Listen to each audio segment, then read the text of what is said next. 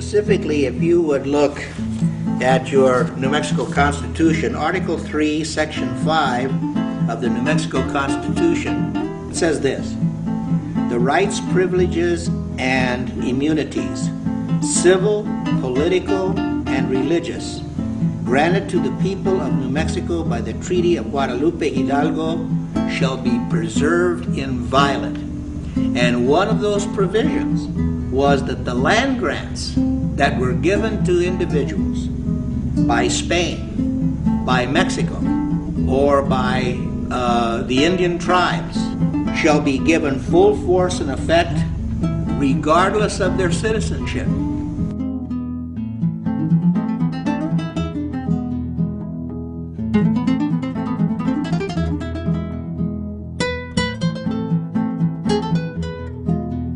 Sometimes it takes an explosion to bring about change. For every act of violence in the history of mankind, there has been an independence, a freeing. The U.S. instigated the Mexican-American War in 1846, and in 1848, Mexico and the U.S. signed the Treaty of Guadalupe Hidalgo in the name of God.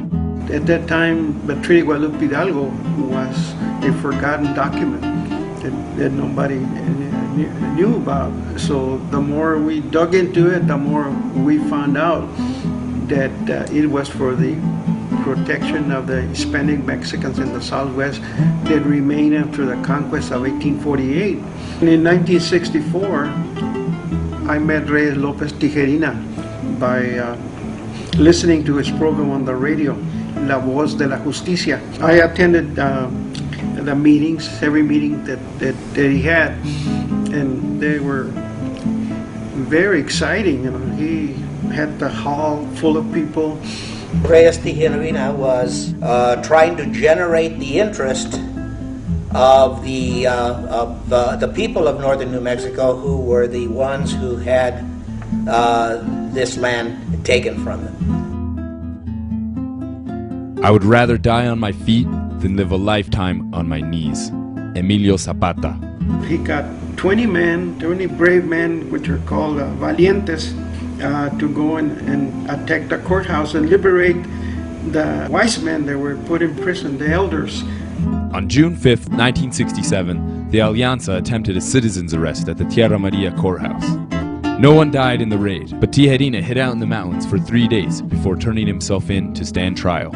After the courthouse raid of Tierra Maria in October, he makes an international conference, you know, and by that time he was a man of the hour. You know, he was nationally and internationally known. And Martin Luther King selected Reies Lopez Tijerina as the leader of the Poor People's Campaign.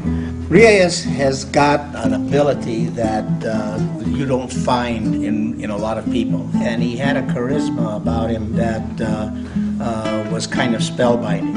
I could see people who didn't understand Spanish at all, and he had a tendency to really get arm waving and really into whatever he was speaking about, and they would be riveted on everything that he had to say, not understanding a word of what he was saying. In the war of words of the Neo-Chicano movement, Tijerina called for our people to refer to themselves as Indo-Hispanos. Indo-Hispano stands for Indian, Spanish Indian. So since we lived 300 years before the Anglos came here, we have much Indian blood, and we consider as mother, we consider the Indians as our mother, and Spaniards as our father. Therefore, we are Indo-Hispanos. That's a full, complete name, not Chicanos. I don't like that name.